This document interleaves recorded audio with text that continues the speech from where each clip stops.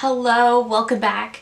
Today we're going to be talking about 6 makeup products I regret buying in 2023. So before we get into it, I hope you'll consider subscribing to my channel before you leave. Give this video a thumbs up if you enjoy, and let's get into it. In all honesty, I really didn't try a lot of bad makeup products in 2023. It was a really good year for makeup. There were some eyeshadow palettes that were not good, but I'm not mentioning them in this video because I have an entire palette rankings video coming very soon. But I thought we would talk about the 6 products that just were not it for me. So the first one I've already talked about quite a bit, but this is the Makeup by Mario Soft Pop Plumping Blush Veil in the shade Barely Blushing. I wanted to love this. This one called to me for 6 months before I finally bought it during the fall savings event. I think this is very pretty. The shade is beautiful. It's definitely the type of blush that you might like if you favor the no makeup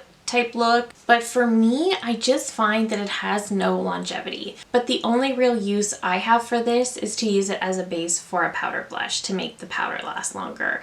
Otherwise, I think it's a beautiful shade and it is very sheer, which is kind of nice when you have very fair skin like I do, because that way you don't get clown cheeks. But it's really not even that buildable, and it does not last very long. I find that this is gone before I'm finished with the rest of my makeup. So for that reason, I regret that I finally tried this. I did not need this whatsoever, but curiosity got the best of me and I did it. So unfortunately, I do regret that one. The next product I regret is from Jason Wu. So this is a drugstore product. This is the Single Ready to Sparkle Glitter Single Eyeshadow.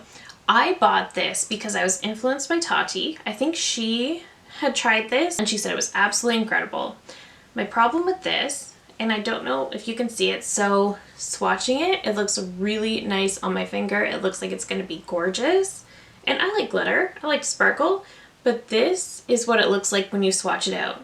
So can you see that? You get the base, but then the glitter itself actually breaks up. So if you just try patting it on, it'll give you a nice little subtle sparkle. But if you're expecting this full opaque sparkle, I don't recommend this. You can see I still have most of it on my finger, so I don't recommend this. It's just very chunky. It does not apply well. It did not apply well to the eyes. I wanted to love it. I thought I was the problem because if Tati loves this, I thought for sure I had to be the problem, but I don't think so. I just don't like this. It's not very good. Jason Wu does have some really great products.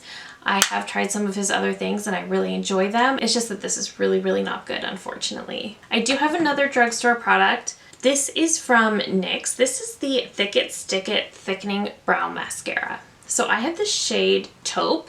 My problem is that the spoolie is just so large. So I really loved the NYX Brow Glue. It's really good for keeping your brows in place, and I really did enjoy that. So I thought I would like this as well. The problem is that this is just too big and I don't have tiny brows, so I thought maybe it would work well for me, but it just does not. It's too big and it ends up making way more of a mess. I think if this formula came in the Benefit Give Me Brow, it would be great because I do think it's got an amazing hold. It does a nice job of filling in the brows. I like something that I can just pop on there and I don't need 2 products, whereas typically I fill them in with a pencil and then have to go in with a gel. So I wouldn't say my brows are typically a mess, but they really do need a good gel to hold them in place.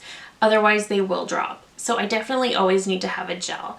Typically when you use products like the Gimme Brow or the e.l.f. Wow Brow, they help fill in the brows. They'll put them in place, but they really don't hold them there. Whereas this really does hold them there. This will stick them in place and it will also give you that fill, which I really like. I just don't like how big this wand is because it makes a mess. So if this was a much smaller wand like the e.l.f. or the Gimme Brow, I think this product would be unstoppable. Moving into mascara. One of them I tried very recently and I think I've officially formed my opinion. This is from Tarte. This is the Tartelette Tubing Mascara. So many people love this. I know this has been incredibly popular this year. Everyone's talking about it and to me it's just fine.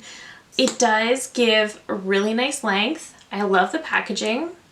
The wand is really nice as well. It looks a lot like the Thrive wand, the Bad Gal Bang wand, ones that I historically really enjoy, and I really do love a tubing formula. The problem with this is that I really don't think it is a true tubing mascara. So I will say this does give some really nice length to the lashes. It's not nearly as prominent as the Thrive mascara. So if you're hoping for a dupe for that, I don't think this is it. It does give length and separation, but it's just a little bit more natural looking, if anything. My problem with this is that when you're trying to remove a tubing formula, you should just be able to apply a little bit of water to your lashes and the mascara will come off in little tubes. This doesn't do that. This acts like a regular mascara when you try to take it off and it just gets all over your face. It breaks down the same way any normal mascara does, and it's also very, very hard to take off. So for that reason, I just don't love this. I will use it up, but I just don't love it. I wanted to, I tried, I just don't.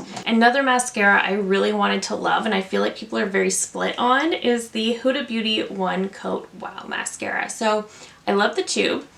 I also love how this does make the lashes look, and I love the idea behind this. So on one side, you have a bit more of a fluffy wand, and then you have a more hourglass shaped one. So one side is to load the product on, and then the other side is to comb the product through the lashes. I thought that was genius, and it is. It does look beautiful, but if you put on just a little bit too much, your lashes instantly clump. It weighs them down. It also flakes, and for that reason I just could not love this. I really wanted to. I really tried, because I find that sometimes I put this on and my lashes look so good, but it still flakes and smudges throughout the day. So even if I could figure out the exact right amount to put on with this, it will still flake. So I don't love that. I don't like that at all. So unfortunately, I just do not like this mascara. So both of these very popular mascaras just did not work for me this year.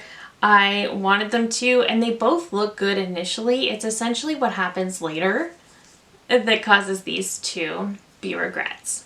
And the last product is from Lawless, and I hate having Lawless in my least favorites video, but this is the talc-free skin smoothing powder. I have the shade Fair. The packaging is beautiful on this, and then when you open it up, it's still that rose gold. Very, very pretty.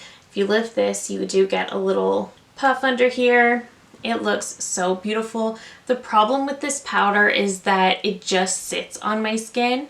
It doesn't sort of melt into the foundation and just make everything look perfected and smooth. It just sits on top of my skin, and then it makes everything break up really awkwardly later on. So unfortunately, I just could not make this work. I tried this so many times with so many different foundations, and it would never, and it did the exact same thing every single time. I tried applying it with a puff. I tried it with a brush. Same thing. So I could not make this work for me. For the longest time, I thought I was having an issue with different foundations, but I figured out eventually that it was this. So I hate that I don't like this. And I was also past the return window as well when I finally figured out that this powder was the problem. So I actually use this now to set my eye primer, and it does work well for that. So at least I will get use out of it, but unfortunately it does not work for me as a face powder. But that is it. Those are the makeup products I regret buying this year. Again, I'm happy that there's not a ton that I did not like. There are some palettes that I regret, but I will share those, of course, in my palette rankings video. But that is it for me today. Thank you so very much for watching. If you're new here, I hope you'll consider subscribing before you go. I do upload at least 3 new videos every single week. Thank you again so very much for watching, and I will see you in my next one. Bye!